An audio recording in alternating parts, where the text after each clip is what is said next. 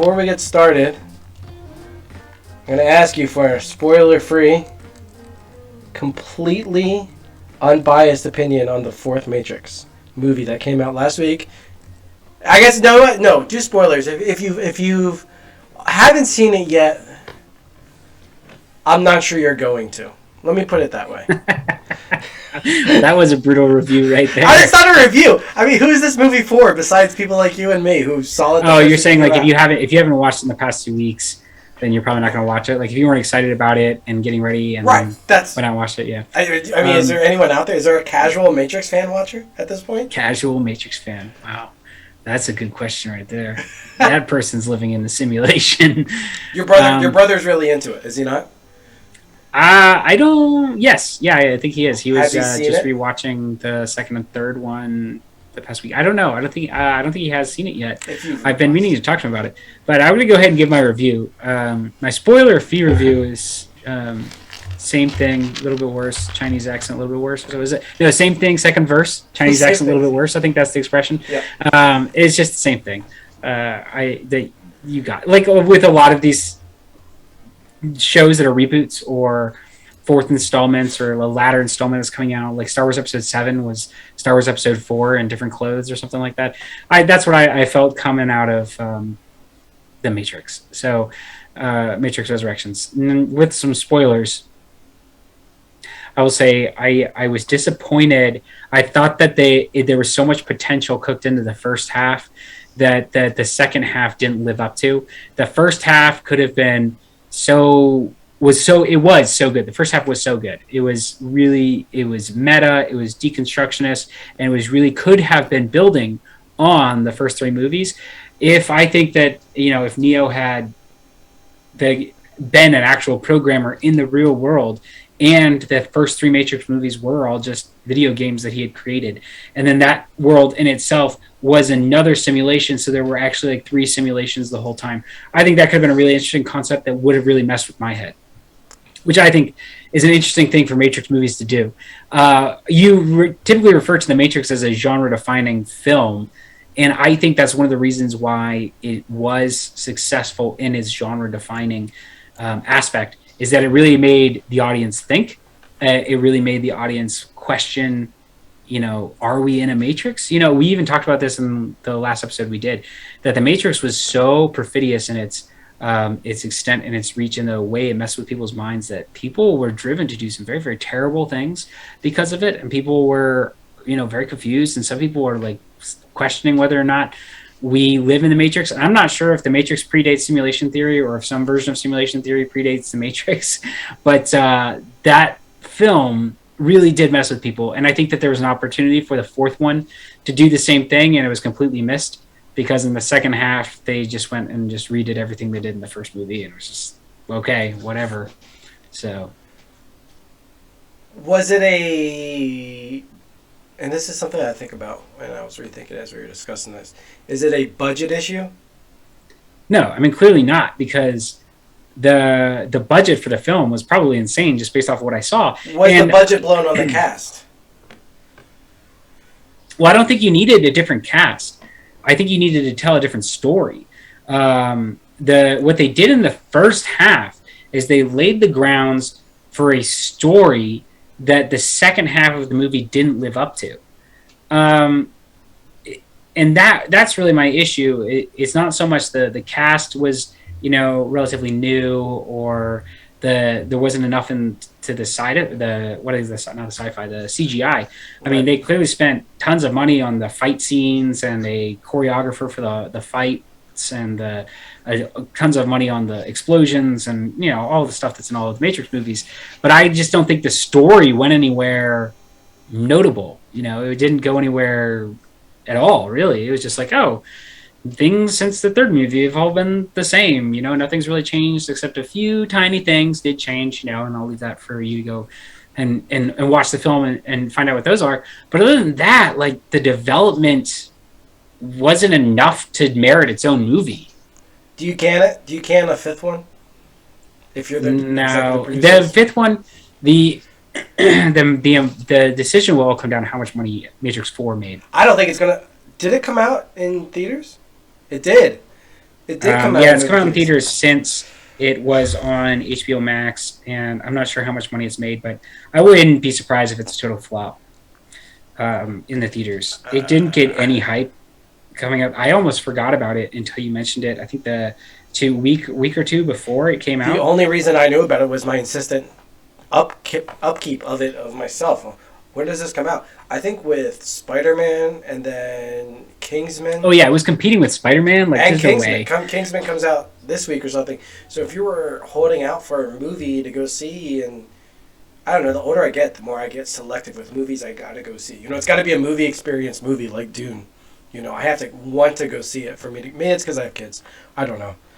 I digress. Yeah, I don't know. I'm trying to look up to see how much money it's making in the box office right now. I can't get. It's gonna. I guess it'll take me a little bit longer to search on this stupid tablet I have, but I just don't anticipate it being the blockbuster. It's got 105.5 million gross revenue so far, and it's been out for 2 weeks. That's good. Yeah, that's not terrible.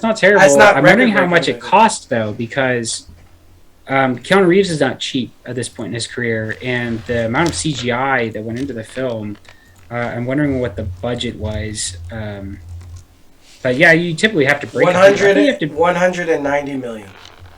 Okay, so yeah, they haven't even broken even yet. That's correct. So they need to make another almost 100 million. How do you spend 190 million dollars on a movie? I mean, dude, think about. So I watched something. It was Matt Damon talking about how movies are made now, Yeah. and he said that you don't make nearly as much money on the box office as you used to. So you have to make everything in that first weekend, and so the kinds of movies that are being made are movies that I know are going to be popular, and not movies that are going to make money on a DVD release and people will watch later. And so he said they spend almost $50 million on marketing. So the movie probably cost $140 million. Marketing was probably $50 million. And then of that $140 million, you got to think Keanu Reeves is probably getting $20 million. Who else was in it that was big? They replaced Lawrence Fishburne, Trinity, the actress that played Trinity. She's not big though. She may cost a lot. She's not big. Back. She probably got around like $2-3 million. Yeah. And then, you have the whole cast of production on site, Neil Patrick CGI Harris. and all that stuff. It adds up real quick. So 190 million, I'm not surprised they spent that much on making the film. I will be surprised if they get all of that back, because it wasn't a movie that made me, after I finished it, was like, oh my gosh, you have to watch this because it blows your mind. It freed my mind. It wasn't like that. And so as far as recommending it to other people, it was just like, nah. It's the same thing. It's the same thing as the first. I would go as far as to say that if I think my dad, I asked if he had seen it yet. And he's like, no, I got it. I said, don't rush or something like that. It's just If anything, you're dissuading people from watching it. Like, don't waste your time. And to me, that's the mark of that's a bad movie right there. That's a missed opportunity, because I think that there was an opportunity to expand it and to really make a movie that was impactful and that was. That did mess with people's minds again, and really give us that it did start fresh. It did start to mess with your minds. That's the frustrating part. In the beginning, and that's right. what I was saying, is like the first 45 minutes, I was like, oh, no way, I can't believe they're going there. Like, I can't believe that's what they're going to do. Oh, wow. And then all of a sudden, they're just like, oh, remember the first 45 minutes of the film? Just forget it. It's not worth your time. Check out these cool action sequences. And I was just like so disappointed. I was like, man, this had so much potential. Have there ever been two actors that have looked as good 20 years later, if not better, than Keanu Reeves and the actress that plays Trinity? I don't know her name. I can't pick two. I can say like Tom Cruise. He looks. Have you seen the picture where you put Tom Cruise? Oh, well, who's the girl that is with him in Top Gun? Yes. And then it's her, and she just has not aged well. And it's just was something like why didn't what's her face come back to play in Top Gun 2 where Tom Cruise did, yeah, and she just aged normally. Like, it's not even mean. Just comparing her, she's just a normal older lady now. 30 years later, Tom Cruise is just the power of Scientology. Tom Cruise drinking the blood of children or something. Yeah, over at the Scientology church. How fast can we get canceled? By second episode, we're discussing Scientology. I look forward to the cease and desist. Carrie Ann Moss is the actress that plays Trinity. Thank you. She looked. Keanu Reeves is notorious, for not aging, looking for good. being what I call him, a time traveler. Yeah, exactly. But but she looks really good as well. Maybe that's why they didn't bring Lawrence Fishburne. And then Kelly McGillis is the actress that plays Charlie in Top Gun. So there you go. But that's your IMDb. There's your IMDb for the day. I will say, if you haven't seen The Matrix, take the time to watch it. It was interesting. At least the first hour was interesting. Yeah, and that's the thing I want to talk about with my brother, the philosopher, who was really into the film The Matrix. I want to talk about the first half because, man, now that every time I talk about it, I just get so disappointed because it's like, man, it had so much potential. It's like the Star Wars prequels. They had so much potential to be awesome. They're okay, but they had so much potential to be awesome. You know, I know some people, initially we all really hated them, and over time maybe we have a little fondness for them because we were younger and like, oh, they're okay. But they had so much potential. And the same thing with Matrix 4. It just was like the first 45 minutes, like they had an amazing screenwriter who was just developing the crap out of the story. And then the second 45 minutes of the film, it's like somebody came in and was like, this isn't what the people want.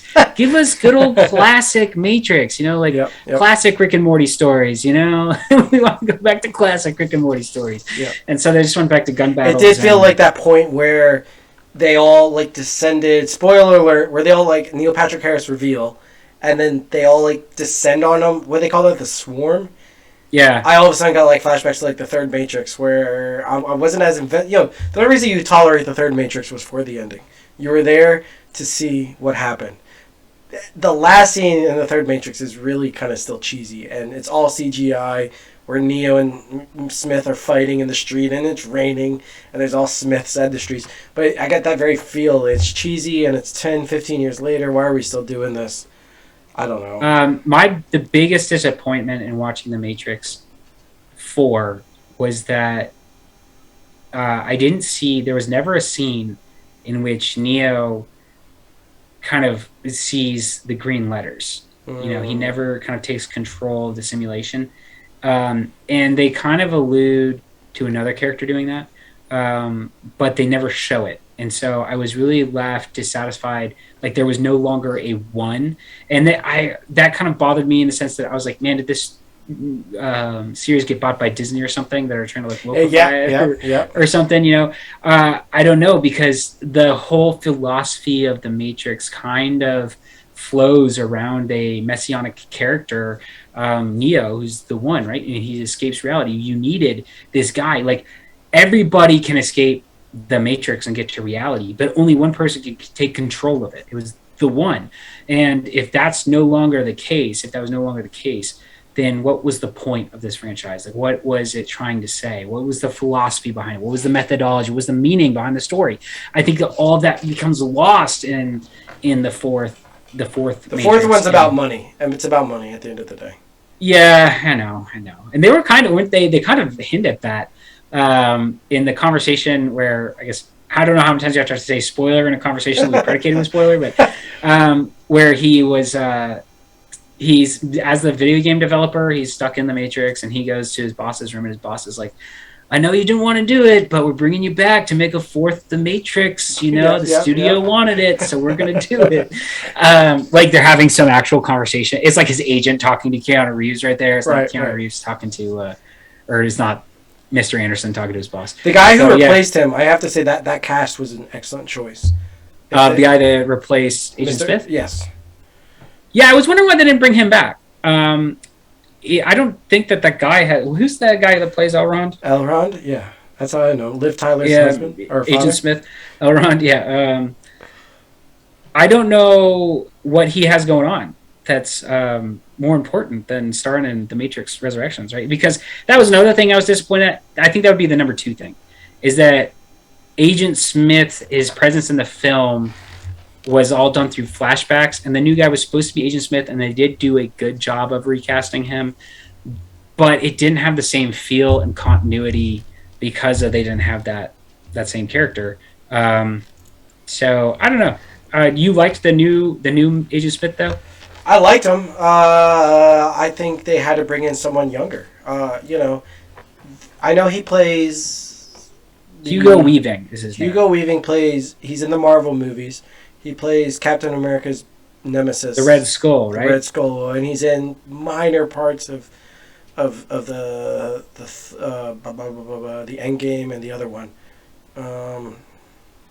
But outside of that, and obviously I don't know how good he looks. I mean, because he's in a red mask and floating, and he's heavily CGI'd. But I would have been fine with him. That could have actually worked for them, though. And this is why I get so disappointed. I feel like these screenwriters don't have that much imagination. Is you could show the code of Agent Smith degrading with time, and code doesn't typically do that. So that's something like that could be shown. You could, instead of like having him all pristine and in a black suit, you could have portrayed him as haggard and old, and like this old code, and juxtapose it with the new, like shiny code or something. That's what they did with the French guy. They made him homeless and all ragged, and he wasn't necessarily older, but he was definitely hairy and stuff. I don't remember what his specific programming was. Remember the French guy? Yeah, I remember. I know who you're talking about. Yeah, that's exactly what they did with him. But yeah, I don't know. I thought if they had to do it, they did a good job. The fighting was groundbreaking. But let's move on.